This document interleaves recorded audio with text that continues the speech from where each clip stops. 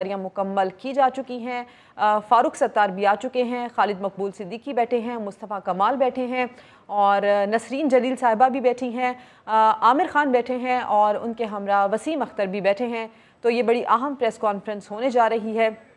तो अब देखना ये होगा कि इस प्रेस कॉन्फ्रेंस में क्या ऐलानात किए जाते हैं, क्या अहम अनाउंसमेंट्स की जाती हैं और उसके बाद से किस तरह से MQM की सियासत बदल जाती है, क्या रुख MQM की सियासत इख्तियार करती है।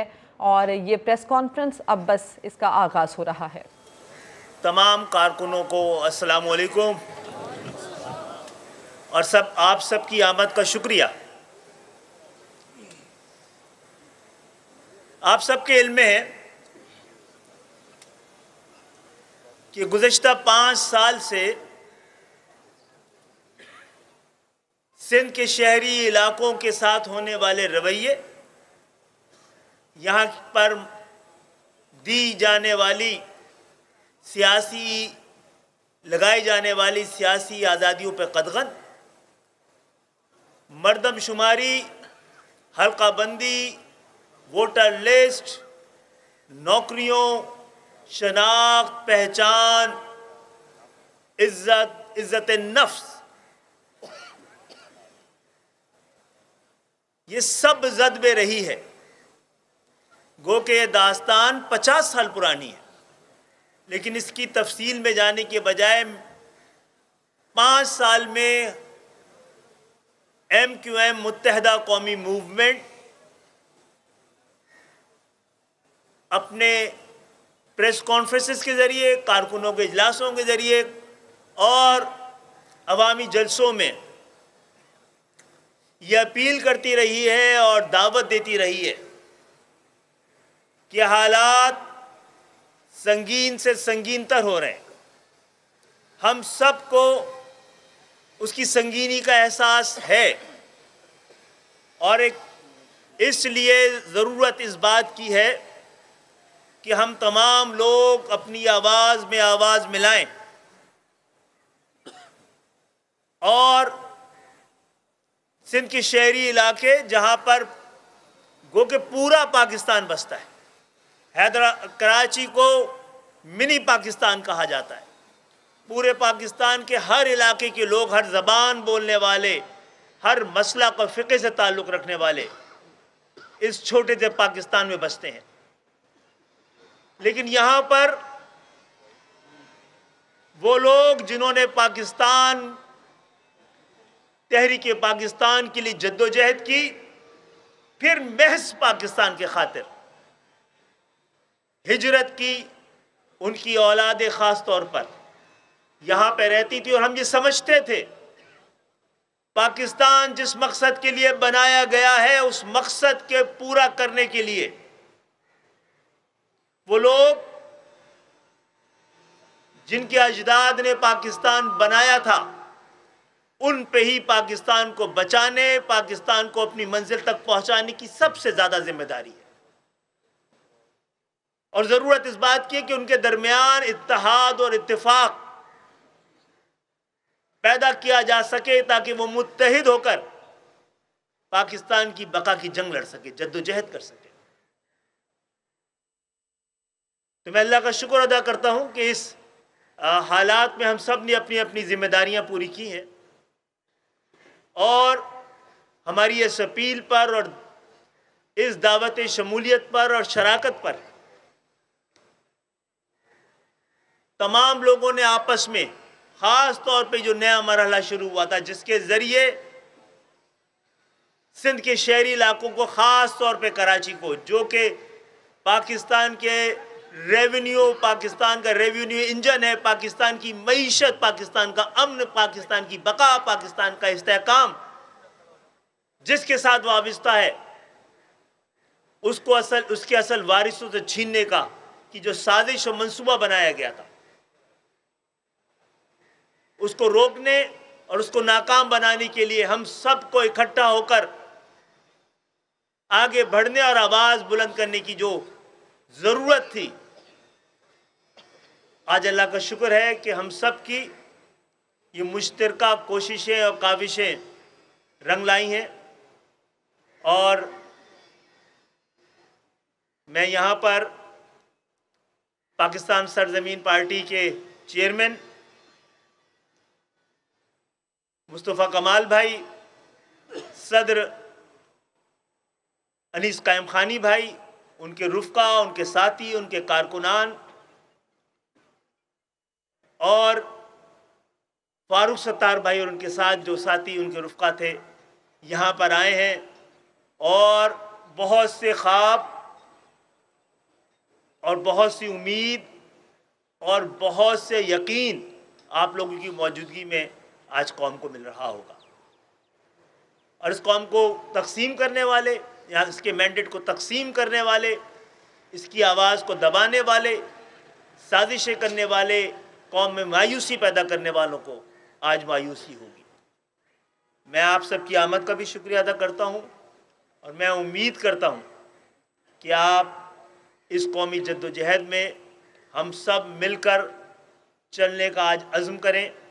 और मेरा ख़्याल है आज बुनियादी तौर पे प्रेस कॉन्फ्रेंस का मकसद भी ये था और बाकी बातें हम आगे चल के करेंगे। बहरहाल इस 40 साल के सफ़र में जो अज़्म था पहला कि पाकिस्तान बनाया था, अब पाकिस्तान बचाएंगे और पाकिस्तान को बचाने की ज़िम्मेदारी हम सबसे ज़्यादा खुद पर आयद करते हैं। मैं पाक सरज़मीन पार्टी के चेयरमैन मुस्तफ़ा कमाल भाई से गुजारिश करूँगा कि वो बात करें।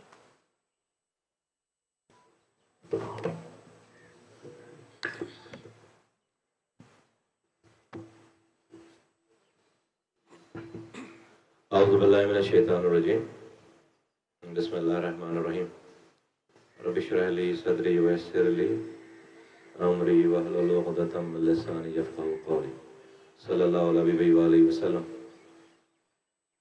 मोहतरम साफ़ी हज़रात, प्रिंट इलेक्ट्रॉनिक मीडिया से आए तमाम दोस्तों, यहाँ पे मौजूद खालिद मकबूल सिद्दीकी भाई, उनके रुफ़क़ा, फारूक सत्तार भाई, उनके रुफ़क़ा, तमाम कारकुनों को, तमाम ज़िम्मेदारों को, जहाँ जहाँ मेरी आवाज़ इस मीडिया के ज़रिए जारी है, सबको अस्सलाम वालेकुम।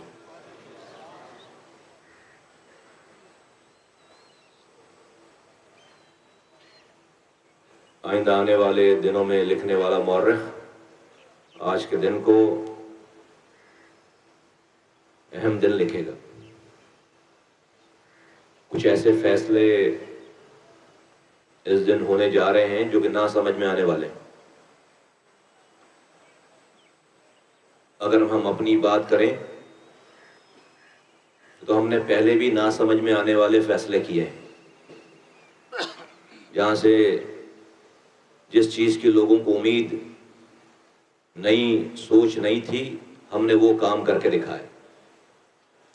14 अगस्त 2013 को मैं अल्ताफ हुसैन साहब की एमक्यूएम छोड़कर गया। राब्ता कमेटी का मेंबर था, पाकिस्तान का सेनेटर था। अल्ताफ हुसैन साहब से हमारी कोई लड़ाई नहीं, कुछ उन्होंने हमसे नहीं लिया था। जो कुछ बढ़ता था हमें मिलती थी वो चीज़। कोई पर्सनल लड़ाई नहीं थी, कोई ज़ाती लड़ाई नहीं थी, कोई ज़ाती रंजिश नहीं थी। अक्टूबर 2013 को अनीस कायम खानी साहब राब्ता कमेटी के मेंबर थे, छोड़कर चले गए। 3 सालों तक हमने कोई बयान, कोई आवाज़, कोई सोशल मीडिया इस्तेमाल नहीं किया। 3 मार्च 2016 को मैं और अनीस कायम खानी साहब यहाँ पर आए हैं और हमने जो कुछ कहा है, जो बगावत की है, वो बबांगे दोहल की। ना समझ में आने वाली बात, जिस वक्त सच बोलने की सबसे छोटी सजा इस शहर में मौत थी, हम उस वक्त आकर यहाँ पर हमने जो कहा वो हमने कहा। क्यों? मेरा कोई भाई नहीं मर रहा था, मेरा कोई भाई लापता नहीं था, शोदा कब्रिस्तान में मेरे किसी भाई की लाश नहीं जा रही थी। रोजाना पाकिस्तान की रियासत को गालियां बकी जा रही थी, पाकिस्तान की फौज को गाली बकी जा रही थी, नरेंद्र मोदी को आवाज लगाई जा रही, नरेंद्र मोदी अपनी सरहदें खोलो और हमें सियासी पनाह दो। माओ को, बहनों को बिठाकर, कैमरे लगाकर ये बताया जा रहा था कि बायोलॉजिकली जो है वो बच्चे कैसे पैदा किए जाते हैं, और नाम था मुहाजिरों के वो बाबा कौम। मैं मुहाजिर हूं, मुझे अपने मुहाजिर होने पे फख्र है। जिस तरह से किसी को अपने सिंधी होने पे, बलोच होने पे, पंजाबी होने पे फख्र है, मुझे अपने मुहाजिर होने पे फख्र है। लेकिन ये वो दौर था जब रोजाना हर तीसरे दिन शोदा कब्रिस्तान में झंडे में लपेट कर लाश जाती थी। माएं अपने लापता बच्चों को ढूंढती फिरती थी शहर में। हमने आकर आवाज लगाई रियासत को, पाकिस्तान के लोगों को, कि ये जो साहब रोजाना बैठकर मुहाजिरों का नाम लेकर अपने ख्यालात का इजहार कर रहे हैं, मैं बिंगे मुहाजिर इनसे बगावत करता हूं। मैं बिंगे मुहाजिर ये कहता हूं कि ये मुहाजिरों की बात नहीं है, और सिर्फ उनके कहे हुए को तमाम मुहाजिरों को उसकी सजा ना दी जाए। वो गाली बके वहां से बैठकर यहां पर सैकड़ों लड़का रोजाना उड़ जाए, रेंजर्स आ जाए, पुलिस ले जाए, कोई भी वाकया हो शहर में, उसका इल्जाम किसी भी एमक्यूएम के जिम्मेदार पे लगा दो, पूरी दुनिया, पूरा पाकिस्तान उस पर यकीन करता है। तो उनकी जिंदगी में यह आवाज लगनी चाहिए थी मुहाजिरों के दरमियान से। इसलिए हमने जो सही समझा अपनी कौम के लिए, अपनी जान को हथेली पे डालकर हमने 3 मार्च 2016 किया। अपनी जात के लिए नहीं किया, अपने लोगों के लिए, अपनी कौम के लिए और अल्लाह की मखलूक के लिए ये तमाम चीजें की। अल्लाह का शुक्र है कि आज इस शहर में जो एवरेज 22 लाशें रोजाना गिरती थी, हर कम्युनिटी से हमारी लड़ाई थी, हर इलाके में मोर्चे बने हुए थे। आज अल्लाह का शुक्र है वो मंजर नहीं है। सारे शोधा कब्रिस्तान में ताले पड़ गए 6 सालों से। लापता 550 लोग पाकिस्तान की रियासत ने लापता माओं को उनके बच्चे वापस किए हैं। आज इस शहर में हाँ मसाइल हैं, लेकिन आज इस शहर में हर घंटे के बाद टीवी पे डब्बा नहीं चल रहा जिसमें लाशें गिरने की खबर आ रही है। अल्लाह ताला ने यह काम और लोगों से भी करवाया होगा, लेकिन इसमें हमारा भी हिस्सा है। आज 2023 है, आज 12 जनवरी है। आज एक फिर इम्तिहान हमारे सरों पर आ खड़ा हुआ, और वो ये कि हमने इस शहर को रॉ के तसल्लुत से इसलिए नहीं आजाद करवाया था कि आसिफ अली जरदारी साहब इसको अपनी जागीर समझ लें। यहां पर ऐसी पार्टियां जिन्होंने 15 सालों से जिनकी हुक्मरानी है, एक पार्टी जिसकी अभी 4 सालों तक हुक्मरानी रही है, एक ढेले बराबर का काम नहीं किया।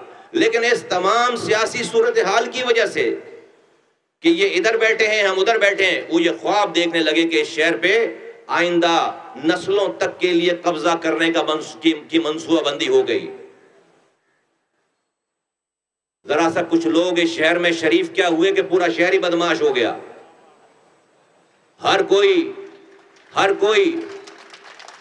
कोई डिस्ट्रिक्ट सेंट्रल कब्जा करने के ख्वाब देख रहा है, कोई जो है वो डिस्ट्रिक्ट कोरंगी कब्जा करने के ख्वाब देख रहा है। तो फिर हमारा इम्तिहान शुरू हो गया। आया कि मैंने अपनी अना देखनी है, अपनी कही हुई बात पर आखिरी सांसों तक डट जाना है, अपनी जात को ऊपर रखना है, या फिर 3 करोड़ लोगों के लिए कोई फैसला करना है जिसमें मेरी जात पीछे जाए, जिसमें मेरी जात, मेरी अना को ठेस पहुंचे, जिस पर मुझे लोग ताने दें, जिस पर मुझे लोग बातें करें। इन सारी चीजों को सहकर आज इस सारी चीजों का फैसला करके आज मुस्तफा कमाल और उसके साथी आज एक और हिजरत करने आए हैं, और वो हिजरत हम पाक सरजमीन पार्टी से मुत्तहिदा कौमी मूवमेंट की तरफ कर रहे हैं।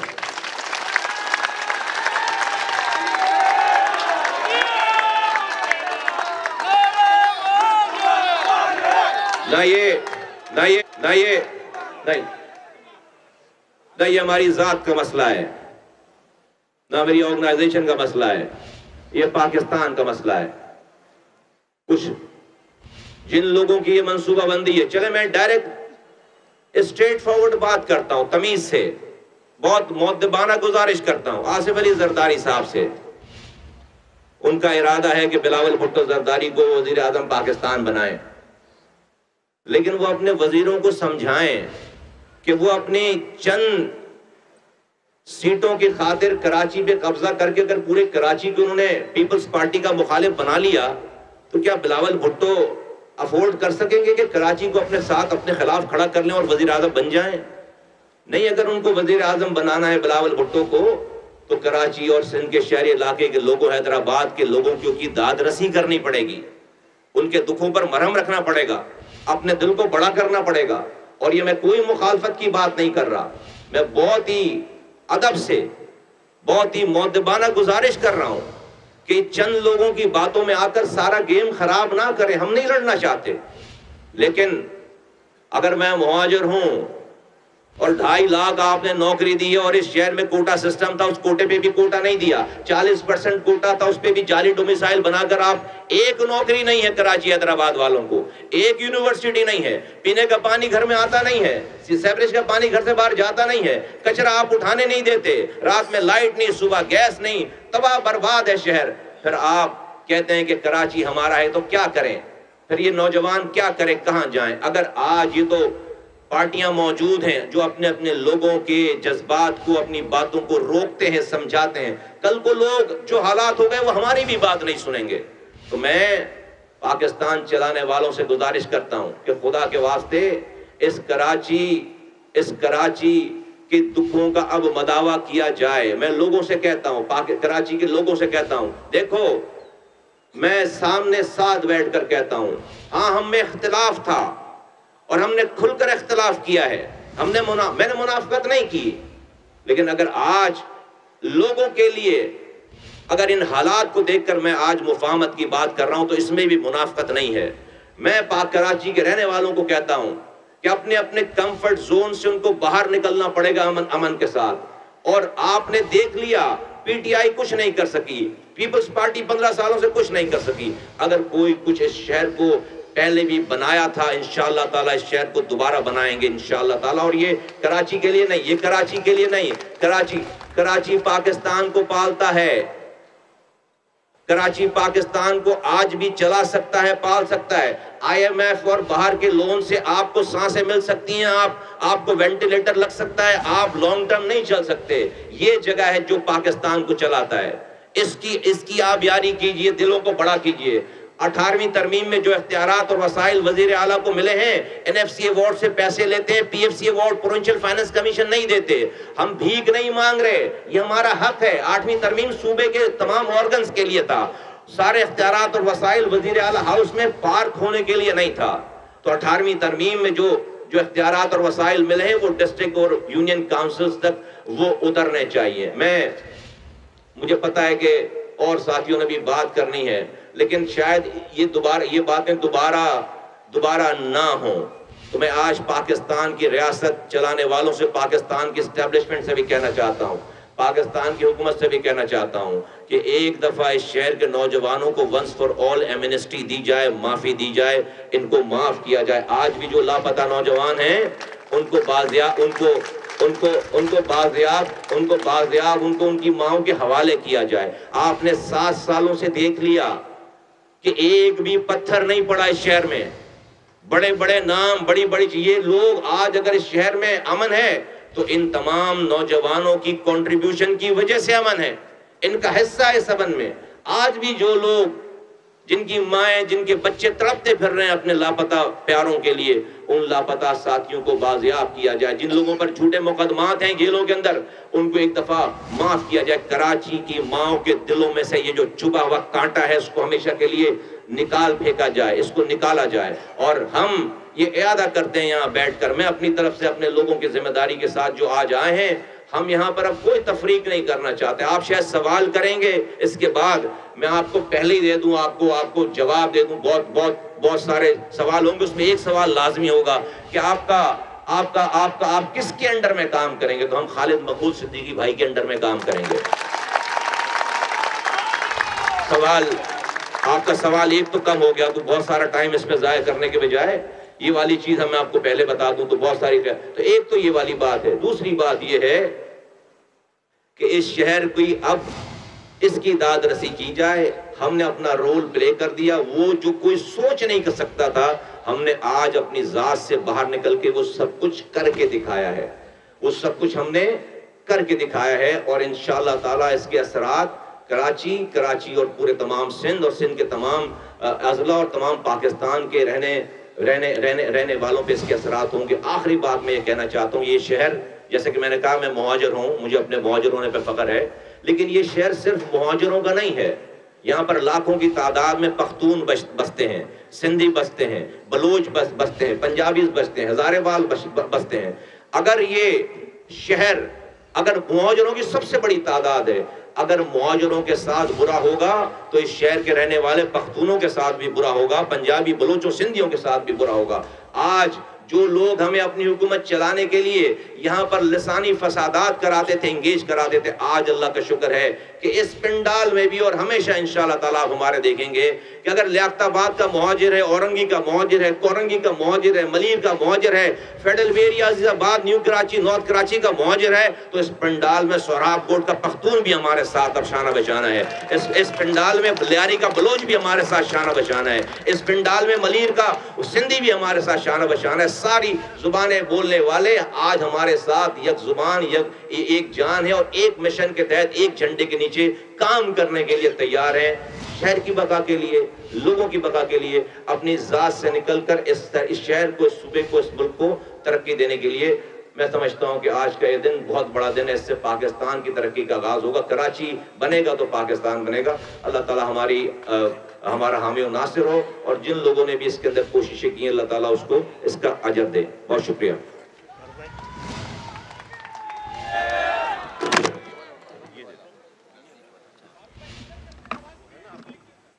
बाकी मैं दूसरा माइक दे रहे हैं या ठीक है।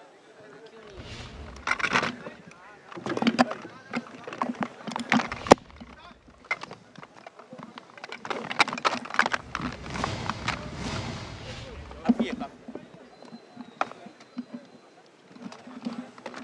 और वो एक मिनट पीटीवी बैठा दो।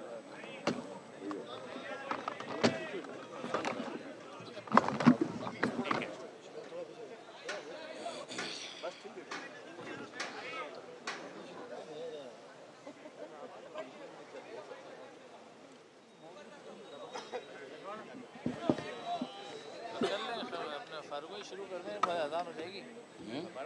अजान हो जाएगी, क्या कर सकते हैं? अजान के बाद थोड़ी देर बोल लेंगे, नमाज का तो वक्त है ना। अच्छा जी, MKM पाकिस्तान राब्ता कमेटी के अरकान और खालिद मकबूल सिद्दीकी भाई सरबरा कन्वीनर MKM पाकिस्तान, मुस्तफ़ा कमाल भाई अब तक सरबराह पाकिस्तान सरजमीन पार्टी, पाक सरजमीन पार्टी, और यहाँ MKM ORC के जो और मरकज़ी कमेटी के अरकान, राब्ता कमेटी के अरकान, मुस्तफ़ा भाई की कैबिनेट के अरकान और तहरीक MKM के कारकुनान और साथी जो यहाँ मौजूद हैं। मेरे हैदराबाद से भी बड़ी तादाद में जो साथी यहाँ तशरीफ़ लाए हैं, वसीम हुसैन भाई के साथ, मीडिया के दोस्तों, साथियों, अस्सलाम वालेकुम। सबसे पहले तो ख़ास तौर पर जो मीडिया यहाँ पर मौजूद है और मुसलसल कई दिनों से MQM पाकिस्तान के मुख्तलिफ धड़ों या फैक्शंस की रीयूनिफिकेशन के अमल को सिर्फ सिंध के शहरों तक नहीं बल्कि पूरे पाकिस्तान के अवाम और पूरी दुनिया में जहाँ जहाँ पाकिस्तानी मुकीम है वहाँ तक पहुँचा रहा है।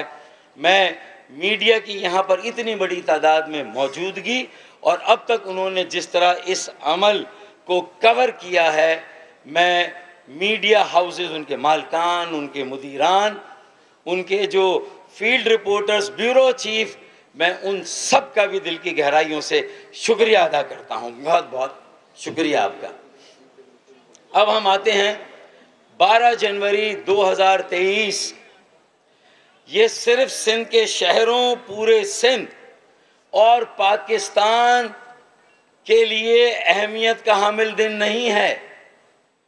ये पाकिस्तान के मौजूदा सियासी बहरान, पाकिस्तान के मौजूदा माशी बहरान में बाकी सियासी जमातों के किरदार के सामने जो सिंध के शहरों में मुनकसिम क़यादत थी, जो मुंतशिर क़यादत थी, ये उनकी सियासी मैच्योरिटी, उनकी सियासी बुर्दबारी और पुख्तगी का मुजाहरा है कि आज पूरे मुल्क के सियासी और माशी बहरान में पाकिस्तान के 24 करोड़ आवाम को अगर उम्मीद की कोई किरण नजर आती है तो वो MQM पाकिस्तान के इस मरकज में, जो आज हम इस पार्क में बैठे हुए प्रेस कॉन्फ्रेंस कर रहे हैं, और हमारे जो भी फरोई जो भी इख्तलाफात थे उनको एक तरफ रख के आज एक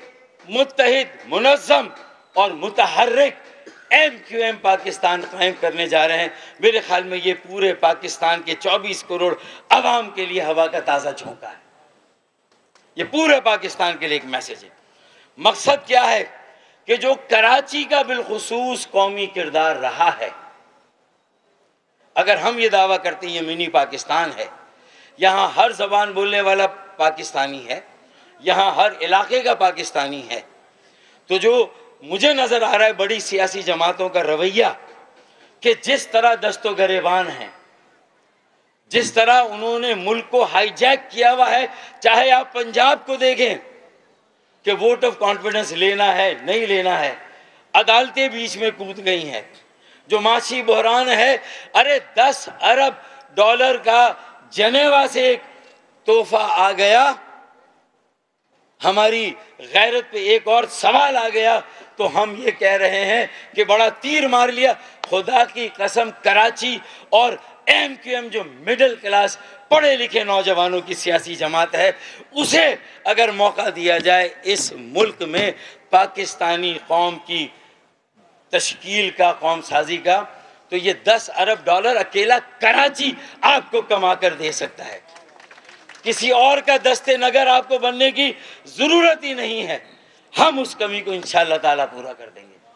आज की प्रेस कॉन्फ्रेंस से ये पूरे मुल्क में पैगाम जाना चाहिए। और हम कर क्या रहे हैं? मेरे ख्याल में हमें अब माजी में ये हमें जवाब देना भी नहीं है, हमें इसका जवाब बताना भी नहीं है। इंशाअल्लाह ताला 12 जनवरी 2023 और उसके बाद हमारा अमल बताएगा कि हम आज क्यों जमा हुए, हम क्यों यकजा हो रहे हैं, और MQM पाकिस्तान को हम एक मरतबा फिर इस तकसीम और इंतशार से बाहर निकालकर पूरे मुल्क के लिए एक मिडिल क्लास पढ़े लिखे नौजवानों का सियासी अमल बना रहे हैं। ये हमारा अमल बताएगा। हमें अपने माजी को डिग नहीं करना। हमने जो माजी में अमल किया, सही किया, गलत किया, उसका हमें जवाब भी नहीं देना। आज जिस सियासी मैच्योरिटी की ज़रूरत है, जो मेरे साथी अगर आज भी अगर कहीं पर पाकिस्तान से बाहर भी देख रहे हैं तो उन्हें ये मालूम होना चाहिए कि ग्राउंड रियलिटी क्या है।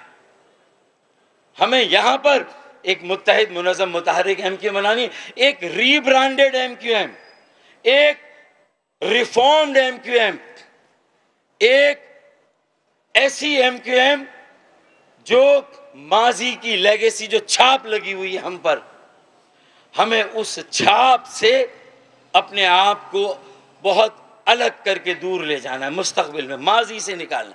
हमने तो 22 अगस्त को जो कुछ हुआ था, हमने तो 23 अगस्त को करके दिखाया। पूरी MQM पाकिस्तान को माजी से अलग किया, उसकी लेगेसी से अलग किया, और ये अलम उठाए कि एक साफ सुथरी पढ़े लिखे लोगों की, तहजीब याफ्ता लोगों की, नफीस लोगों की MQM से बनाएंगे।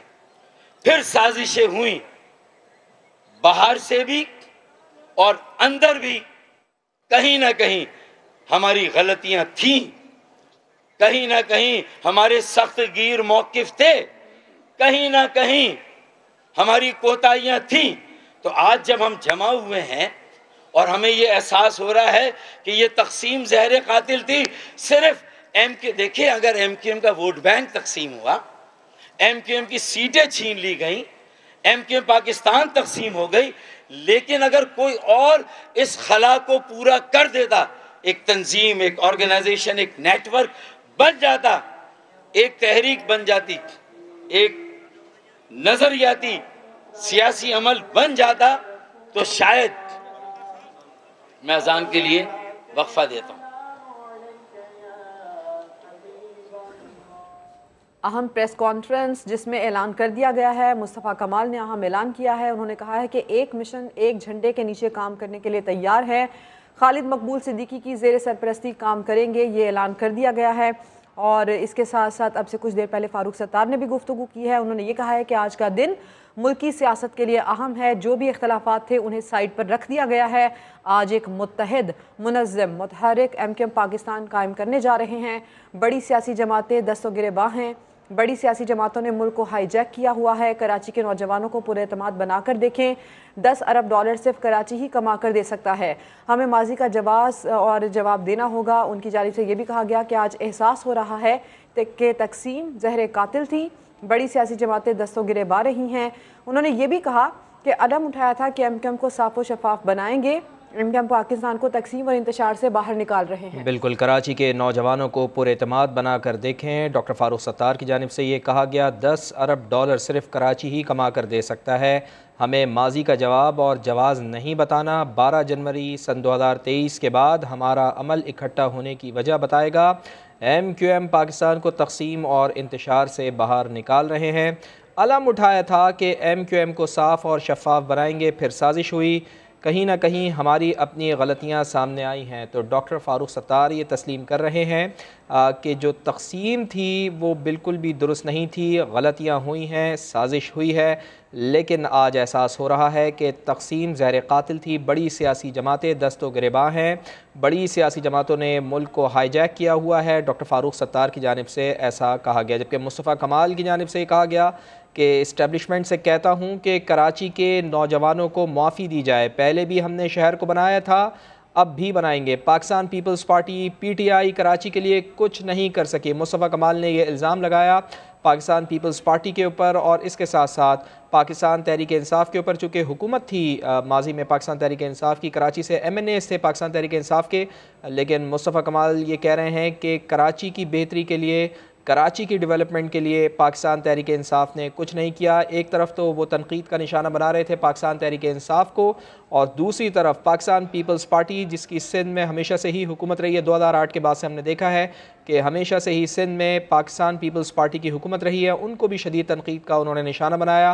उन्होंने कहा कि कोई काम नहीं किया कराची की भलाई के लिए, कराची के बेहतर मुस्तकबिल के लिए। दोनों जमातों ने, मुफाहमत की बात कर रहा हूँ तो मुनाफिकत नहीं है, हम में इख्तलाफ था, खुलकर इख्तलाफ किया, मुस्तफ़ा कमाल की जानिब से कहा गया, लेकिन तमाम तर इख्तलाफात अब ख़त्म हो गए हैं। मुस्तफ़ा कमाल ने MQM में वापसी का ऐलान कर दिया है और बाकायदा पाक सरजमीन पार्टी अब जम हो गई है मुत्तहिदा कौमी मूवमेंट पाकिस्तान में। मुत्तहिदा कौमी मूवमेंट पाकिस्तान जिसमें डॉक्टर फारूक सत्तार माजी में कन्वीनर रहे हैं, और इसके साथ साथ मुस्तफ़ा कमाल की अगर बात की जाए तो मुस्तफ़ा कमाल इसी जमात के प्लेटफॉर्म से नाज़िम कराची भी रहे हैं।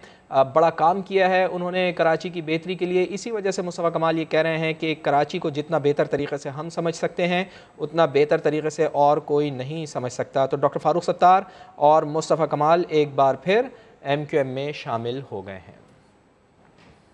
तो इंशाअल्लाह नमाज भी हम यहाँ बाजमात अगर अदा करनी हुई और अगर मुझे पढ़ानी हुई तो मैं नमाज़ पढ़ा दूँगा या मुस्तफ़ा कमाल भाई पढ़ा देंगे इंशाअल्लाह ताला। तो मेरे ख़्याल में ये भी जो हम बात कर रहे हैं, ये गुफ्तगू इंतहाई अहमियत की हामिल है कि देखिए हम 23 अगस्त को अगर वहाँ से लकीर खींची गई तो हमने भी लकीर खींच दी। उसके बाद मुझे अपने किसी अमल की कोई सफाई नहीं देनी। मुझे 22 अगस्त या उससे पहले क्या हुआ मुझे उसमें भी नहीं जाना।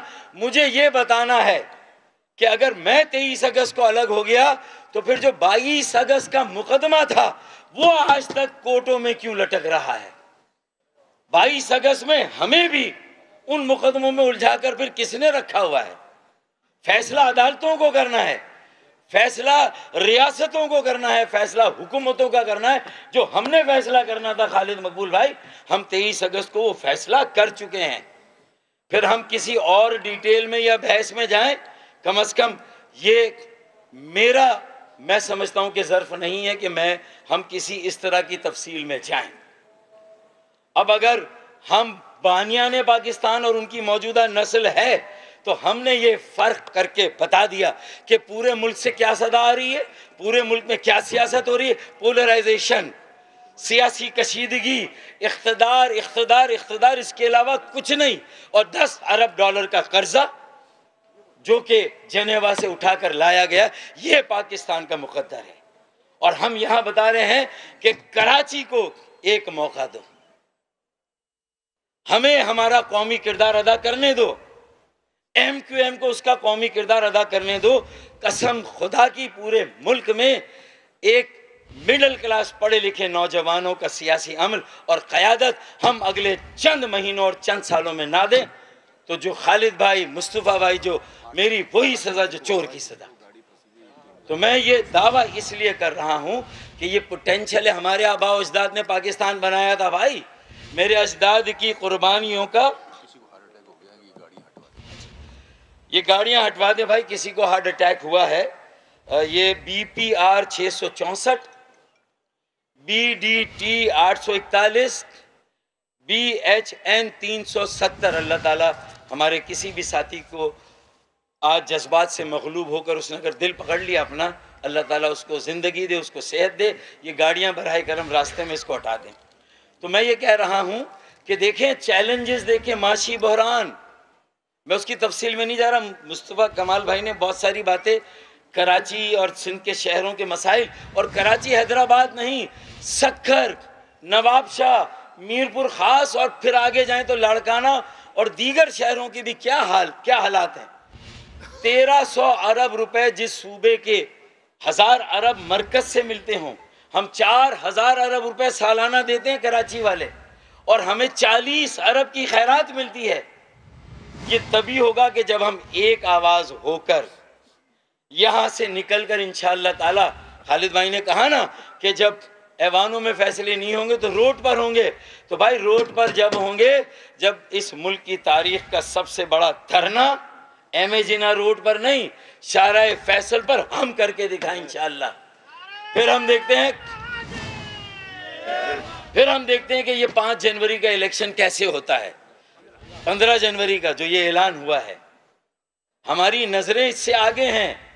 हम कराची के इंतशार, तकसीम, अगर कोई और पार्टी हमारी जगह ले चुकी होती तो खुदा की कसम में खालिद भाई, मुस्तफ़ा भाई छोड़ें, किसी और ने हमारा खलापुर कर दिया। कराची का खलापुर नहीं हुआ, सियासी खलापुर नहीं हुआ। और ये खला सिर्फ लंदन वालों को गालियां देने से भी पुर नहीं होगा। ये खला अपने अमल से, अपनी यूनिटी से, अपने मुत्तहिद, मुनज़्ज़म और मुतहर्रिक होने से ये खला पुर होगा, वरना ये खला इस तरह पुर नहीं होगा। तो इसलिए मैं यहाँ बैठ कर ये सारी बात कर रहा हूँ। तालिबानाइजेशन का एक और चैलेंज है। याद करें MQM का वो दौर जहाँ हम पर इतनी छाप लगी, ऐसे इल्ज़ामात आज हम सब मिल रहे हैं, तो हमारे मुखालफिन कह रहे हैं कि ये फिर उसी दौर में ले जाने की बात है। भाई उस दौर से तो हमने 23 अगस्त को डिस्कनेक्ट किया, सिर्फ लंदन से डिस्कनेक्ट नहीं किया हमने। उस दौर से जो हमारी लेगेसी, जो हम पे छाप लगी थी, वो साबित हुई नहीं हुई अदालतों में।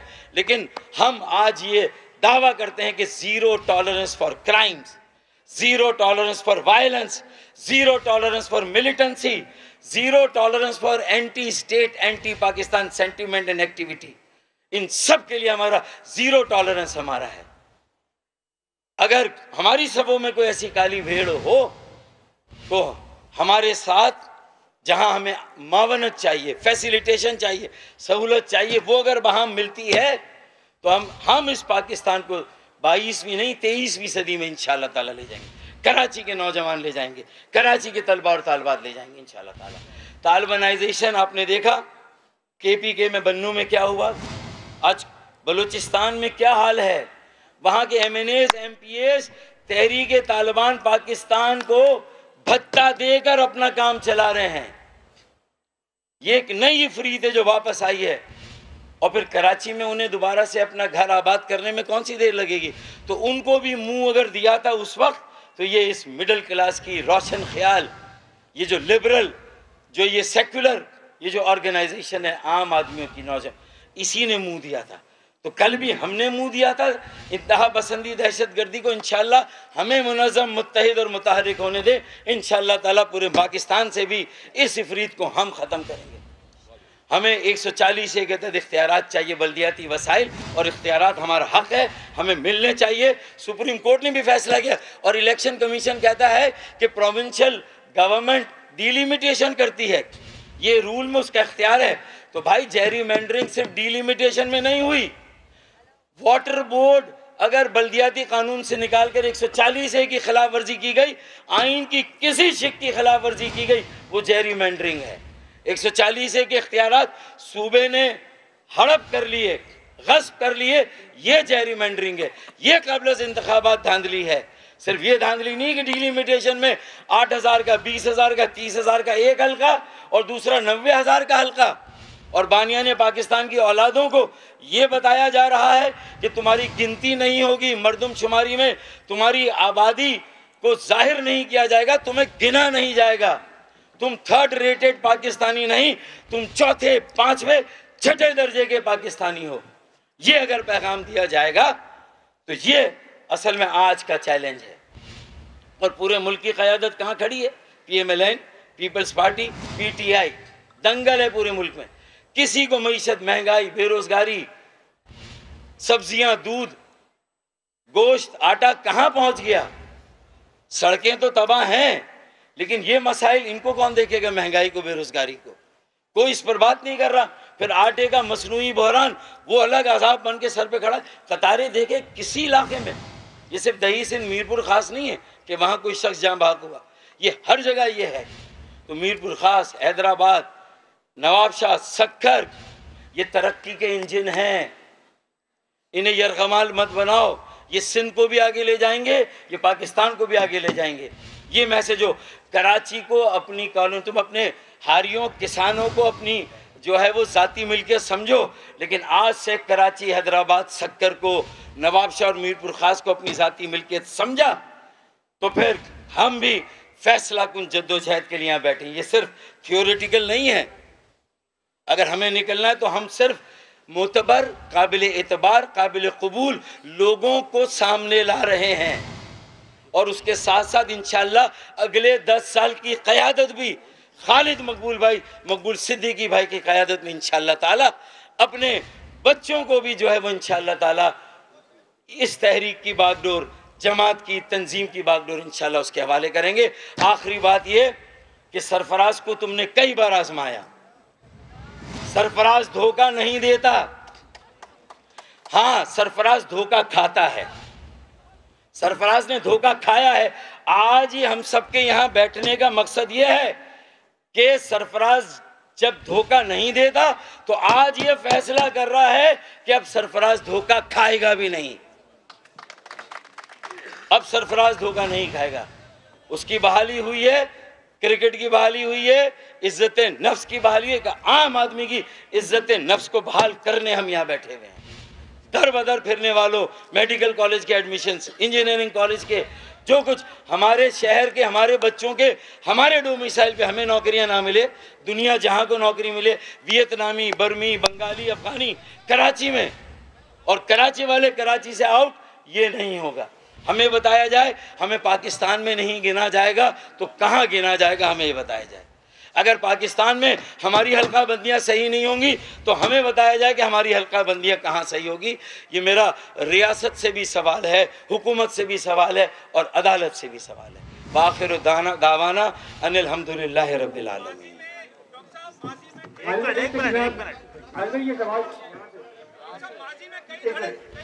जी आप देखिए, सब करेंगे मुश्किल हो जाएगी जी। तो ऐसा बताएं जी, ऐसा बताएं खालिद भाई जी है कि आज 22 अगस्त आप सब 22 अगस्त को जो वजह बनी थी, यकीनन वो बनी फैक्टर है।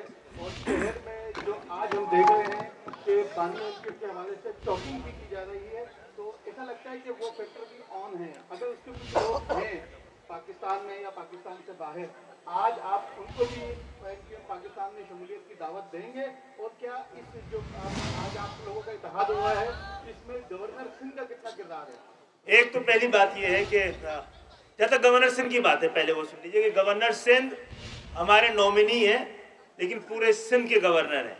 हमने उनको पहले दिन से ये कहा हुआ था कि आपको पूरे सिंध को जोड़ना है, और इसीलिए MQM और कराची की मुख्तलिफ जो तंजीमें थी उनसे भी मिलते रहे, और मैं उनका शुक्रिया भी अदा करना चाहता हूँ कि हमको करीब लाने में भी उनका एक रोल था। और आप सबसे दरख्वास्त करता हूँ कि वो कल बहुत ज़्यादा बीमार हुए हैं, उनकी दुआएं सेहत के लिए आप सब दुआ करें। और इसके साथ साथ बात यह है, फारूक भाई ने भी जिक्र किया, 23 अगस्त 2016 भी बड़ा तारीखी और फैसला कुन मोड़ है। इस वक्त यहाँ पाकिस्तान जिंदाबाद के नारे पर यकीन रखने वाले तमाम लोग बैठे हुए हैं। पाकिस्तान को जिंदा रखना चाहते हैं, मजबूत रखना चाहते हैं, और वो हमने पाकिस्तान मुर्दाबाद के नारे को लगाने वाले को दोनों को उस तारीख को मुस्तरद किया है। हम बार बार वजाहतें पेश नहीं करेंगे, हमने करके दिखाया है इस 5 साल में तमाम तर मुश्किलात के बावजूद। हाँ, ऐसा बाब उस वक्त इसलिए कहीं से आपको ये आवाजें आ रही हैं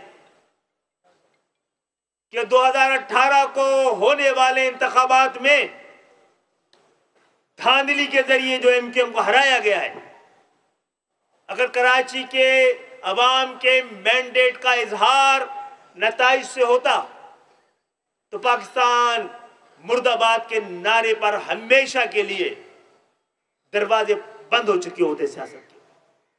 ऐसा कोई कर रहा है और गलत फहमी में कर रहा है। जो भी पाकिस्तान जिंदाबाद के नारे के साथ और पाकिस्तान मुर्दाबाद के नारे के खिलाफ है, उसको हमारी सफ़ों में खुश आमदीद हम हमेशा कहते रहेंगे।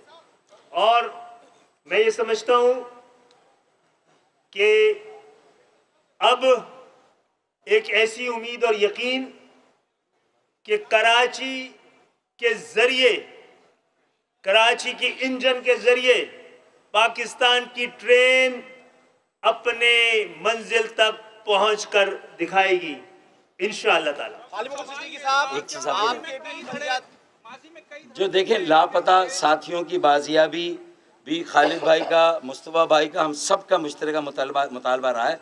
ये रीब्रांडेड MQM का भी मुतालबा और ये हमारा बुनियादी मुतालबा है।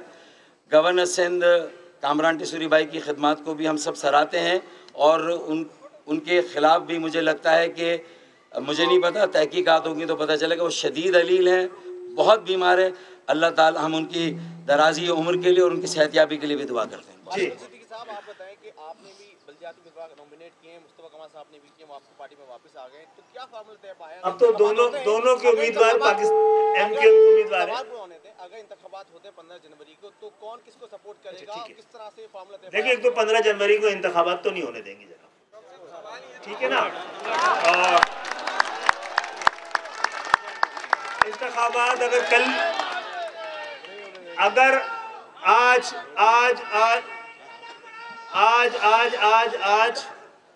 आज रात को भी डिलिमिटेशन को सही कर देंगे तो कल इलेक्शन परसों इलेक्शन लड़ लेंगे, कल इलेक्शन लड़ लेंगे, 14 को 15 को लड़ लेंगे, वरना फिर लड़ेंगे और अपने हक के लिए लड़ेंगे, अपनी शनाख्त के लिए लड़ेंगे, अपनी नुमाइंदगी के लिए लड़ेंगे। और जहाँ तक ताल्लुक है, जो भी बल्दियाती उम्मीदवार जहाँ जो लोग बैठे हैं उनकी जानिब से खड़े हुए हैं, वो सब MQM के हैं, हम मिल के तय कर लेंगे इंशाअल्लाह।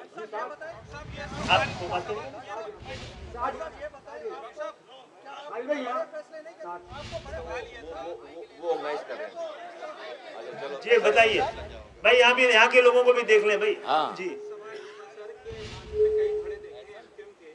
इस बार मर्जर हुआ, बड़ा अच्छा फैसला है, कहीं ऐसा तो नहीं होगा फिर कोई नाराज हो जाएगा? क्या ये हतमी इंतजाम है? अच्छा, मुझे बड़ी खुशी है कि पूरे पाकिस्तान को ही हमारे वोट के तकसीम होने का, हमारे तकसीम होने का दर्द रहा है, लेकिन कोई हमारे यहाँ जो कुछ हुआ है और जिस तरह हुआ है उसकी बहुत सारी एक्सप्लेनेशन है। लेकिन अल्लाह का शुक्र है आज हम यहाँ बैठे हैं तो हमारा ये वादा और लोगों को ये निगाह कि तुमको नज़र नहीं आ रहा है, ये तकसीम नहीं हो रही है, इसकी तजदीद हो रही है, ये बिखर नहीं रही है, ये निखर रही है। आज का दिन साबित कर रहा है। बड़े फैसले अब आपको नहीं करने चाहिए जब आप सब इकट्ठे हो गए, क्या आपको जो बैठक लगी थी आप खुद गए थे बिलावल हाउस में, वहाँ पे आपकी बात नहीं मानी गई, सबको पता है, लेकिन क्या अब मुस्तफा कमाल जैसा बड़ा नाम आ गया, जैसा नाम आ गया, क्या आपको बड़े एक तरफ से हम जब पूछते हैं आपसे तो आप कहते हैं कि हमारा इत्तेहाद नून लीग से, लेकिन उसी पीडीएम में सब जमाते हैं, हम तो नहीं है पीडीएम में, पीडीएम में नहीं, लेकिन इत्तेहाद तो है, क्या आपका बड़े फैसले अगर हमारा हम जो कहते हैं कि पाकिस्तान मुस्लिम लीग नून से इत्तेहाद है, वो उस पर एतराज और उसकी एक्सप्लेनेशन दे देना कि पीडीएम के साथ है, पहली बात। दूसरी बात है आज बड़ा फैसला हो गया है, अब बड़े फैसले होने। ये भी बता दीजिएगा खलजी कि आरटीएस बैठा था 2018 में आपके सामने, कमल भाई आपके सामने भी बैठा था, आप लोग कुछ नहीं कर सके थे, तो क्या आप अब एक साल होने के बाद इस तरह के आरटीएस बैठे गए कराची में, जिस तरह अगर आरटीएस बैठते रहे तो पाकिस्तान की जमहूरियत भी बैठ जाएगी, आरटीएस बैठता रहा तो पाकिस्तान की मईशत भी बैठ जाएगी। मईशत की स्पेस खत्म हो चुकी है, जमहूरियत की स्पेस खत्म ना हो जाए, हमें एहतियात करना है इस तरह के मामला से। जो लोग 18 में जीते थे वो जीतने के बाद हैरान थे और जिन्होंने जितवाया था वो परेशान थे। पाकिस्तान को परेशानी में नहीं डालना चाहिए। डॉक्टर साहब ये सवाल मेरा मंजर इसी मेरा नाम है, डॉक्टर साहब मैं इधर बैठा हूँ जी। डॉक्टर साहब पहला तो ये सवाल आप सही जगह बैठे, आप चारों से है कि ये फलाह हो सकेगा और एक साहब की बहुत शदीद कमी महसूस हो रही है, तो ये कमी जो है ये आप इस कमी को पूरा करेंगे। आप लोग गलत सोच रहे हैं, मैं आफाक अहमद साहब की बात कर रहा हूँ जी, तो वो आफाक अहमद साहब भी आपके साथ आ जाएंगे। ये दावत आम है और जिसको आना है वो आएगा, दर्द लेके आएगा और दर्द का इलाज यहीं से मिल पाएगा।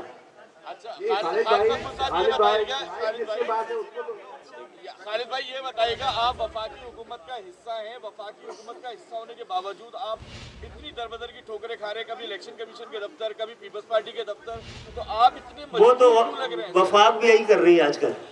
देखिए मैंने तो मशवरा दिया है कि अब वक्त आ गया है कि हमें वफाक की हुकूमत से भी अलग हो जाना चाहिए और सूबाई हुकूमत की तरफ तो देखना भी नहीं चाहिए। अभी पॉलिसी स्टेटमेंट दे फारूक भाई, देते रहेंगे। तजवीज़ दी है, वो दो बातें हैं, देखें जो आप बोल रहे हैं वो वफाक के साथ भी हो रहा है। वफाक को पता होना चाहिए कि अगर यही अपने ने सूरत हाल रखी जो हम पे बीत रही है सब पे बीतेगी। फिर खालिद भाई आपने आपका जिसमें माइक है भाई वही बोल सके। खालिद भाई आप लोग ये खुशी का लम्हा है कराची वालों के लिए और पूरे जितने शहरी इलाके के लोगों के लिए, वो इस मौके पे अपने बच्चों का तहफ़्फ़ुज़ चाह रहे हैं, अपने कारोबार का अपना सारा तहफ़्फ़ुज़ चाह रहे हैं। उसके लिए कोई पॉलिसी आपने अनाउंस नहीं की कि बच्चे गलियों में वारदातें हो रही हैं, क्या निज़ाम ऐसा जो है अब आप खालिद भाई की तरफ सबकी नजरें होंगी इंसाफ के लिए इंशाअल्लाह, तो कोई ऐसा निज़ाम जो हम महफूज हो के हमारे बच्चे घर से निकले। देखिए भाई हम शुरू से कहते रहे हैं जब वोट फैसला नहीं करता तो फिर रोड फैसला करती है। हमने सही रास्ते अपनाए थे, अदालतों के पास इंसाफ मांगा, फारूक भाई के साथ जाकर मर्दमशुमारी से पहले ही आप देख लीजिएगा हमारी मर्दमशनासी और फैसला, मर्दमशुमारी से पहले कह दिया अदालतों को कि हमारे खिलाफ आपकी डंडी ने डंडा पड़ने वाला है महाजरों के वोट पर। और अगर नहीं बात ऐवान ने सुनी और अदालतों ने सुनी तो फिर निकलिए, फिर लोग निकले हैं तो अपनी किस्मतें बदली हैं। तो इंशाअल्लाह ताला बेरोजगारी और जो कुछ यहाँ पर हो रहा है, यहाँ पर आपके जरिए सवाल कर रहे हैं कि जब पेशावर में पेशावर की पुलिस है, पिंडी में पिंडी की पुलिस है, लाहौर में लाहौर की पुलिस है, लाड़काना में लाड़काना की पुलिस है, तो कराची में कहीं और की पुलिस क्यों है? क्योंकि डाकू और पुलिस दोनों यहाँ के नहीं है, तो दोनों के दरमियान रिश्तेदारियां हैं, पार्टनरशिप है, ये नहीं चलेगा।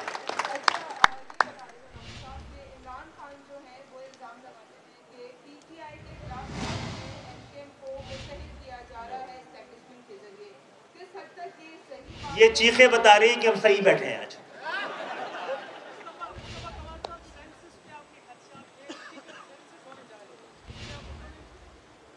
थोड़ी सी बात जो है वो ये किरण जो कह रही है भाई, ये अजीब बात है कि किसी का मैंडेट टूट रहा है और हम जो है वो हम किसी का मैंडेट तोड़ने के लिए बैठे हुए हैं। तो भाई सियासी पार्टी हम लोग चला रहे हैं कि आइसक्रीम बेच रहे हैं, क्या कर रहे हैं? उनके मैंडेट को ऐसे ही रहने दें और वो आराम से इसी तरह से जो है वो जाली मैंडेट को एंजॉय करते रहे। तो इस पे उनको परेशान, अगर हमें तो पहले बहुत ज़्यादा अंदाज़ा नहीं था कि हम इन तमाम इक़दाम जो कर रहे हैं वो बहुत ज़्यादा उसके नताइज क्या होंगे, लेकिन जो पाकिस्तान में सब परेशानी है पार्टियों को, और ख़ास तौर पर जिनका आप जिक्र कर रही हैं, तो उनकी परेशानियों को देखकर लग रहा है कि हमारे फैसले सही हैं, सही जगह पे चोट पड़ रही है, और ये जो हनीमून पीरियड उनका चल रहा था वो ख़त्म होने वाला है सारा। ये सब कुछ जो होना था हो गया सारा। आप जो बात कर रहे हैं डिजिटल सेंसेस, देखें जो भी सेंसेस हो, डिजिटल हो, मैनुअल हो, भाई लोगों को गिनना, कोई नादरा का रिकॉर्ड जाकर चेक करें कि कराची के शनाख्ती कार्ड, कराची के एड्रेस वाले कितने लोग 18 साल से बड़ी उम्र के, उसमें 2013-12 में जो रिकॉर्ड जमा हुआ है वो 1,80,00,000 लोग तो सिर्फ 18 साल से ज्यादा उम्र के लोग हैं। सिर्फ नादरा का रिकॉर्ड निकलवा लो ना कि कराची में कितने लोगों के, कितने नौजवानों का शनाख्ती कार्ड बना हुआ है, तो सिर्फ 18। भाई यहाँ तो सेंसस तो हर जो पैदा होने वाला 2 दिन का बच्चा है ना उसको भी काउंट करेंगे ना आप, सेंसस तो इसका नाम है। तो जब 18 साल के उम्र के लोगों की तादाद जो है वो 1,80,00,000 है, 2,15,00,000 वो जो उस वक्त उनकी जमा होती है ताज हैदर वाली, तो वो आप इमेजिन कर सकते हैं कि फिर कराची में आम लोगों की जो 18 साल से कम या ज्यादा है तो उनकी तादाद जो क्या होगी। तो अगर आप हमें पूरा सही गिन नहीं सकते तो आप हमसे क्या तवक्को करते हैं? ये क्या पाकिस्तान के लिए ठीक बात है या पाकिस्तान के खिलाफ बात है? फिर आप यही नौजवान परेशान होगा, यही नौजवान महरूम होगा, यही नौजवान मायूस होगा, तो ये सारे हुक्मरान और रियासत आ जाएंगे बंदूक लेकर पकड़ने, मारने, लापता करने के लिए। भाई आज आपकी पॉलिसीज की वजह से जो महरूमी पैदा हो रही है, लोग डिग्रियां हाथों में लेकर जो छलांगे लगाकर खुदकुशियां कर रहे हैं, कल के दहशतगर्द आप आज पैदा कर रहे हैं, इसको कोई नहीं रोकने वाला। यहाँ पर आपका भी कोई प्रसाद, जब यही नौजवान जिसको आप ना पीने का पानी दे रहे हैं, ना आप जॉब दे रहे हैं, ना रात में लाइट दे रहे हैं, ना सुबह गैस दे रहे हैं, वो जब जिंदगी से मायूस होकर वो कोई गलत रास्ता इख्तियार करेगा, तमाम पाकिस्तान उसके ऊपर जो वो कैमरे भी लगा देंगे, रियासत भी आ जाएगी, बंदूक भी तान लेंगे, लापता भी कर लेंगे, मान लो दहशतगर्द मारा गया। आज जब आप दहशतगर्द बना रहे हैं, इस दहशतगर्द बनाने वालों को पकड़ना चाहिए। पाकिस्तान में दहशतगर्दी खत्म हो जाएगी और वो दहशत इस मुल्क की को और जमहूरियत को, खास तौर पर इस मुल्क की जमहूरी कहलाने वाले लोगों और पार्टियों से सबसे ज्यादा खतरा है। कैसी जमहूरियत है? 18वीं तरमीम का आप बड़ा ढिंडोरा पीटते हैं। 18वीं तरमीम के बाद आपने वजीर आला में के हाउस में सारे इख्तियारात और वसाइल पार्क के लिए ना आप उससे नीचे दे नहीं रहे कुछ। NFC अवार्ड में 10,242 अरब रुपए मिले 13 सालों में। 10,000 अरब रुपए, ये सिंध हुकूमत का अपना रिकॉर्ड है। 10,000 अरब रुपए खर्च करने के बाद आज सिंध कराची से कश्मीर तक खाक उड़ रही है। यहाँ पर 10,000 अरब कहाँ गया भाई? ये किसी की जागीर के पैसे नहीं है। उस 10,000 अरब में से 70% कमाया हुआ पैसा इस कराची का है। तो मैं समझता हूँ कि हमने अपनी सफ़ें बांध ली हैं, हमने अपने रास्ते का तयन कर लिया है, हमने अपनी जो लोगों की सोच नहीं थी वो हमने करके दिखा दिया, आज करके दिखा दिया है। अब यहां से हमने सिर्फ प्रेस कॉन्फ्रेंस और बातें और ये सारी बातों का टूर्नामेंट करने के लिए सारी पेचबंदियां नहीं है। अगर हुकूक नहीं मिलेंगे, तमाम तर जिम्मेदारियां फिर जो है वो इस रियासत, इस मुल्क के चलाने वालों की होगी। और हम कोई नाजायज बात नहीं कर रहे, किसी से लड़ाई नहीं करना चाह रहे। हमने इस शहर से वायलेंस खत्म किया है, हथियार रखवाए हैं, इस शहर को अमन का गहवारा बनाया है, लेकिन इसलिए नहीं कि कोई अपनी पुलिस से, कोई अपनी हुकूमत से इस पर कब्जा कर ले। पीने का पानी आता था, आज हाइड्रेंट बना दिया आपने। उसी पानी, अरबों रुपए का पानी मेरे शहर का चोरी करके मुझे ही बेचते हैं आप। आज कचरे का कारोबार चल रहा है यहाँ पर। आज यहाँ पर एक एक चीज जो है वो उसके ऊपर सिस्टम है शहर में। बिल्डिंग आप कोई बना नहीं सकते, आप जो है वो 2 नंबर बिल्डिंग बनाए, जायज बनाने के लिए जाएंगे, अपने प्लॉट पर आप अपना कब्जा कायम नहीं रख सकते। यार ये मजाक है कोई? ये कोई कौन सा ये बनाना रिपब्लिक है? कोई कानून नहीं है, तो ये नहीं चलेगा, ये वाला ये ड्रामा नहीं चलेगा। हम इसलिए नहीं कि हमें, देखो भाई, अगर सीटों की, अगर प्रिविलेज की, अगर प्रोटोकॉल की जो है वो जरूरत होती है ना, तो जीती भी पार्टियों में जाते। हमें हुकूक चाहिए लोगों के, और उसके ऊपर कोई कॉम्प्रोमाइज नहीं है। ये बता दें, आप PTF का हिस्सा रहे, मुज़ाकरात करते रहे, रिक्वेस्ट करते रहे, आपके जो मुतालबात थे पीपल्स पार्टी में नहीं माने। अब आप 15 जनवरी को वादे तौर पे कह रहे हैं कि हम इलेक्शन नहीं होने देंगे, ताब वक्त के हल्का बदलिया और वोटर लिस्टों को दुरुस्त नहीं कर लिया जाए। अब आप तमाम धड़े एक जगह पे जमाए और मुद्दे हो चुके हैं, तो क्या इस इलेक्शन को रोकने के लिए कोई बड़ा तमाम धड़े जमा नहीं, तमाम ख्याल जमा है। चले तमाम कल तक तो आपकी धड़ा ही कहते थे, नहीं, उन्होंने नहीं कहा कभी, हम लोग कहते थे। चले करें जो नहीं कहता था नहीं। चलो नाराज नहीं, ये नहीं कहते, नाराज नहीं, कर लो। फरीद भाई वो नहीं कहते थे, हम कहते थे, वो नहीं कहते थे। तो क्लियर करें ना बात, उसमें क्या। तो क्या कोई बड़ा रोड शो करेगी? दूसरा मुस्तफा भाई, मेरा आपसे सवाल है कि आप 6 साल तक अपनी एक पार्टी चलाते रहे, आपने बड़ी मेहनत की, अब आपकी पार्टी रोड पे जब नजर आने लगी कि आपने तमाम फैक्ट्रियां जला के किसी भी वजह से एमके में शामिल आप हो रहे, तो क्या आप अपने तमाम दफातर बंद कर देंगे या खुले रखेंगे? अगर दफातर बंद करने होते तो इतने सारे लोग नहीं, हम अकेले ही मैं आता फिर यहाँ पे। ये दफातर सारे और जो पहले वाले दफातर किसी और के, सब मिलकर ये सब दफातर अवाम के काम आएंगे इंशाल्लाह ताला, लोगों के काम आएंगे।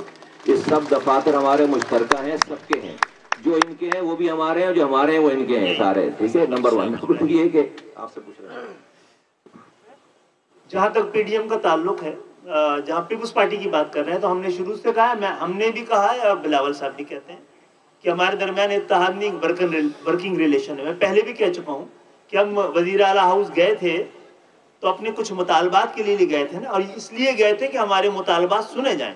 जब वो तैयार हो गए मुतालबात सुनने को, तो हम उनको सुना रहे हैं और तवक्को रख रहे हैं, सुनना चाहते हैं तो पूरा भी करेंगे, नहीं करना चाह रहे तो वो भी बता रहे हैं कि फिर हम अगर हमें उम्मीद ही नहीं रहेगी कि सियासी लोगों से बात की जा सके तो फिर दूसरे रास्ते इख्तियार करेंगे, और जो कि आइन और कानून में दर्ज है। ठीक है, वो भी सियासी जल्दी कर ले, नमाज निकल रही है। मुस्तफा भाई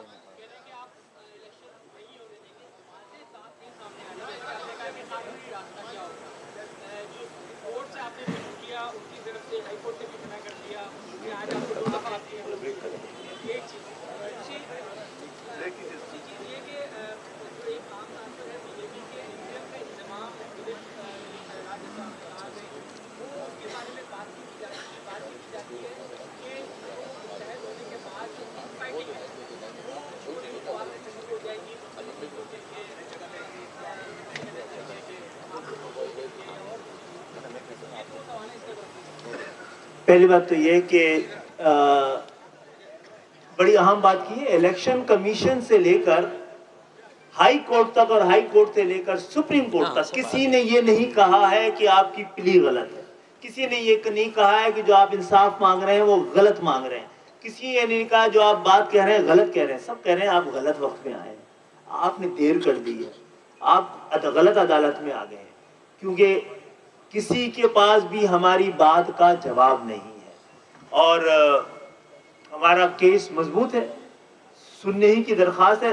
सुप्रीम कोर्ट ने भी कहा था कि आप इलेक्शन कमीशन जैसे गवर्नमेंट के पास गए, हम चले गए और इंशाअल्लाह ताला कल का दिन और देख लें, परसों फिर हमें ही फैसला करना है।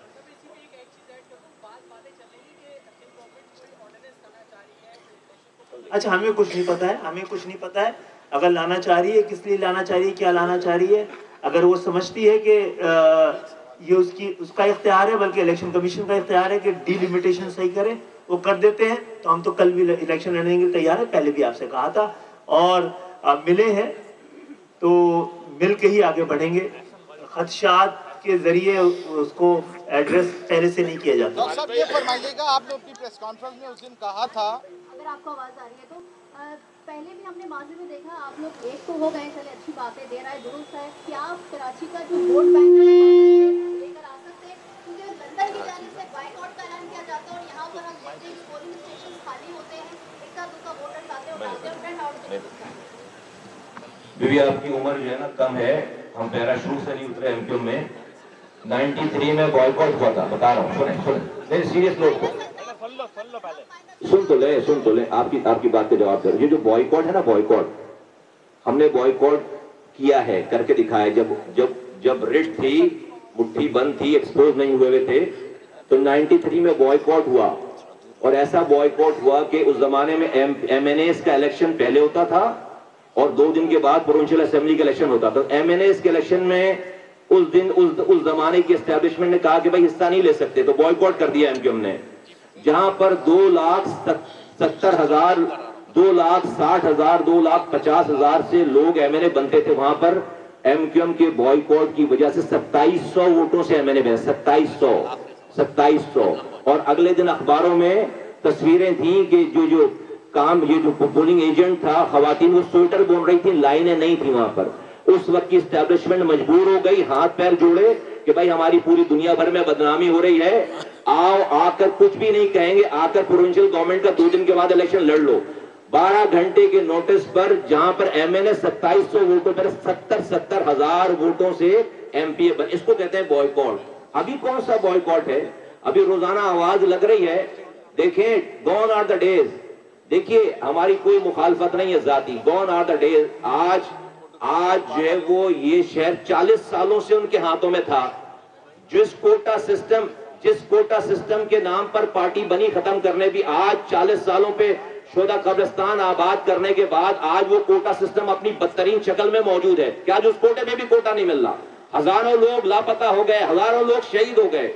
एक कॉल पर 5 लाख लोग, नौजवान सड़क पर निकलने के लिए तैयार था, लेकिन जो है वो मौसूफ एक रहमान मलिक की कॉल पर डील होते थे। हमने इस कौम के लिए उनको अपना लीडर माना था, कायद माना था। ये कौम अगर तबाह बर्बाद होगी, रात में कुछ सुबह कुछ, एक रात में हम प्रेस कॉन्फ्रेंस करके हुकूमत से बाहर आए 2008 से 2013 तक, और फिर सुबह रात में, उसी रात में फिर हम ही खड़े होकर जो है रहमान मलिक के ऊपर फूलों की पत्तियां निछावर कर रहे हैं। 5 दफा हुकूमत में अंदर आए। हुकूमत 2013 का जो ऑर्डिनेंस है, ये जिसको आज ये सब लोग जो है परेशान होकर घूमने के इख्तियार चले गए, गए कैसे गए इख्तियार?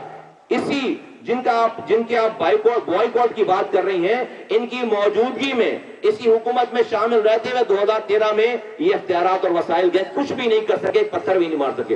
Gone are the days. ये जो आज की नशिस्त है ना, नशिस्त, ये नेल इन द कॉफिन है, last nail in the coffin है। जो पाकिस्तान के साथ है, जैसा इन्होंने कह दिया, वो मैं उनके तमाम, अगर उनके आज भी कुछ चाहने वाले लोग हैं, उनको आवाज देकर कहना चाहता हूं कि देखो, हमने इस कौम के लिए, वो कोई सलमान खान नहीं है कि पीछे लग गए, हमने इस कौम के लिए उनको अपना हीरो बनाया। लेकिन जब उस कौम के नहीं है, अभी आपसे ज्यादा बात हो नहीं साहब, जब हमने देखा है सब कुछ, हमने कुर्बानी, ये जो लोग बात करते हैं उन्होंने खोया क्या इसके लिए? हमने कुर्बानी दी है, हमने खोया है। हमारे पास बहुत कुछ था उनका दिया हुआ, सब पर लात मारी है, अपने ऊपर दाग लगाया कि हम इस कौम के गद्दार हैं, खुदा न खास्ता। ये कौन? उन सारे लोगों को कहता हूं कि सोशल मीडिया की दुनिया से बाहर आओ और आकर वाकई अगर इस कौम की फिक्र है, हाथ बटाओ। और वो एक ऐसा, अब उनके लिए भी दुआ करता हूं, अल्लाह ताला उनको हिदायत दे, वो तौबा करें और आज भी जो वो नेक रास्ते पर आए, अपनी आंख ठीक करें। वो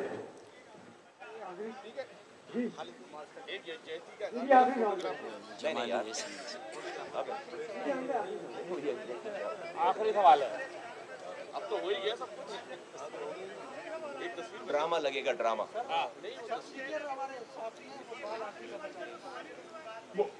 आज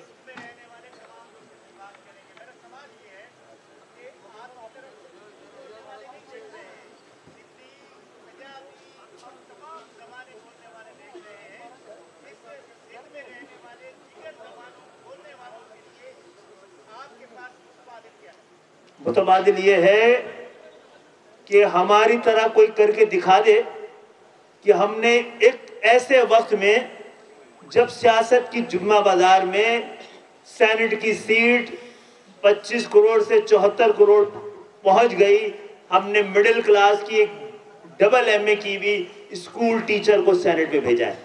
ये कोई करके दिखाए तो हमारा मुतबादिल हो सकता है मिडिल क्लास के लोगों को, सिंधी मिडिल क्लास के, जो कि अपने कबीले का सरदार नहीं था, जितवाया है ना कई बार यहाँ से। कोई हमें लड़काना से जितवा सकता है? नहीं जितवा सकता। तो हमारा, हम कामयाब हो या ना हो, हमारा तर्ज सियासत कामयाब होगा तो पाकिस्तान बच पाएगा। आप सबकी आमद का बहुत बहुत शुक्रिया। कल तक जो ख्वाब लग रहा था आज वो हकीकत बन गया। MQM के तमाम धड़े एक हो गए हैं। MQM के धड़े एक हुए। मुस्तफ़ा कमाल और डॉक्टर फ़ारूक सत्तार MQM में शामिल हो गए हैं। हमें हमारा कौमी किरदार अदा करने दिया जाए। हल्का बंदियाँ सही नहीं होंगी तो फिर बताएं कि कहाँ सही होंगी। गवर्नर सिंध की खिदमात को सराहते हैं। कौम में मायूसी पैदा करने वालों को आज मायूसी हो रही है। खालिद मकबूल की रहनुमाई में काम करेंगे। मुस्तफ़ा कमाल ने यह कहा कि ज़रा सा शरीफ क्या हुए, पूरा शहर ही बदमाश हो गया। वक्त आ गया है कि वफाकी हुकूमत से अलहदा हो जाएँ। डॉक्टर फ़ारूक सत्तार ने यह कहा और जब वोट फ़ैसला नहीं करता तो रोड फ़ैसला करता है। बड़ी अहम बात की डॉक्टर खालिद मकबूल सिद्दीकी। उन्होंने कहा कि 15 जनवरी को बल्दियाती इंतखाबात नहीं होने देंगे। हल्का बंदियों को आज सही कर दें, कल इलेक्शन करा लें। हल्का बंदियाँ सही नहीं हुई तो फिर हम लड़ेंगे। आज एक बड़ा फ़ैसला हुआ है, अब मज़ीद बड़े फ़ैसले होंगे। 2018 में जीतने वाले हैरान और जितवाने वाले परेशान थे। मशवरा दिया है कि अब वफाकी हुकूमत से अलग हो जाना चाहिए। फ़ारूक भाई पॉलिसी स्टेटमेंट दें, अभी ये वक्त नहीं है। खालिद मकबूल सिद्दीकी ने बीच में लुक़मा दिया। मुखालिफिन का हनीमून ख़त्म होने वाला है। मुस्तफ़ा कमाल की जानिब से ऐसा कहा गया। तो बड़ी कोशिशें की गई, बहुत ज़्यादा कोशिशें बिलाखिर ये रंग लेकर आई हैं और इसमें एक जो किरदार रहा है, सबसे अहम किरदार रहा गवर्नर सिंध कामरान टिसूरी का, जिसका बार बार जिक्र किया गया खालिद मकबूल सिद्दीकी की जानिब से भी, मुस्तफ़ा कमाल की जानिब से भी, डॉक्टर फ़ारूक सत्तार की जानिब से भी। और ये कहा गया कि वो गो के वो अलील हैं और उनकी सेहतियाबी के लिए दुआ भी की गई आज की इस प्रेस कॉन्फ्रेंस में। लेकिन लग ऐसा रहा था कि ये तमाम धड़े मुत्तहिद नहीं हो पाएंगे। कोशिशें बहरहाल रंग ले आई हैं गवर्नर सिंध कामरान टिसूरी की। जैसे ही वो गवर्नर बने तो उसके बाद से उनकी जानिब से संजीदा कोशिशें की गई कि इन तमाम मुनक़सिम धड़ों को एक बनाया जाए, तक़सीम को ख़त्म किया जाए। और आज वो हमने देखा कि आज तमाम ही धड़े, यानी पाक सरज़मीन पार्टी हो या फिर डॉक्टर फ़ारूक सत्तार हों, वो तमाम के तमाम धड़े मुत्तहिदा कौमी मूवमेंट के प्लेटफॉर्म पर एक हो गए हैं और खालिद मकबूल सिद्दीकी अब इनकी क़यादत करेंगे। जी हाँ, 3 अहम रहनुमाओं की जानिब से इस प्रेस कॉन्फ्रेंस में गुफ्तगू की गई। मुस्तफ़ा कमाल, खालिद मकबूल सिद्दीकी और फ़ारूक सत्तार की जानिब से भी। फ़ारूक सत्तार ने यह कहा कि अगर हम शारे फैसल पर धरना दे दें तो फिर देखते हैं कि 15 जनवरी को इलेक्शन कैसे होते हैं। आज आम आदमी की इज़्ज़त नफ्स को बहाल करने बैठे हैं। उन्होंने इसके साथ साथ ये भी गुफ्तगू की कि यहाँ पर इज़्ज़त नफ्स का सवाल है और इस अहम प्रेस कॉन्फ्रेंस में खालिद मकबूल सिद्दीकी की जानिब से भी गुफ्तगू की गई। उन्होंने ये कहा कि 15 जनवरी को बल्दियाती इंतखाबात नहीं होने देंगे। हल्का बंदियों को आज सही कर दें, कल इलेक्शन करवा लें। हल्का बंदियाँ सही नहीं हुई तो फिर हम लड़ेंगे। आज एक बड़ा फैसला हो गया, मज़ीद बड़े फैसले भी होंगे। 2018 में जीतने वाले हैरान थे, जितवाने वाले परेशान थे। मशवरा दिया है कि अब वफाकी हुकूमत से अलग हो जाना चाहिए। ये जुमला दिया गया फ़ारूक सत्तार की जानिब से, जिस पर खालिद मकबूल सिद्दीकी ने कहा कि मुखालिफिन के बारे में जो स्टेटमेंट दे वो पॉलिसी के मुताबिक दे, पॉलिसी स्टेटमेंट दे, अभी ये वक्त नहीं है बात करने का। मुस्तफ़ा कमाल की जानिब से भी गुफ्तगू की गई। उन्होंने कहा कि मुखालिफिन का हनीमून पीरियड ख़त्म होने वाला है। तो आज एक अहम प्रेस कॉन्फ्रेंस की गई है, अहम इसमें ऐलानात किए गए हैं और अहम फैसले किए गए हैं। मुस्तफ़ा कमाल की जानिब से गुफ्तगू की गई।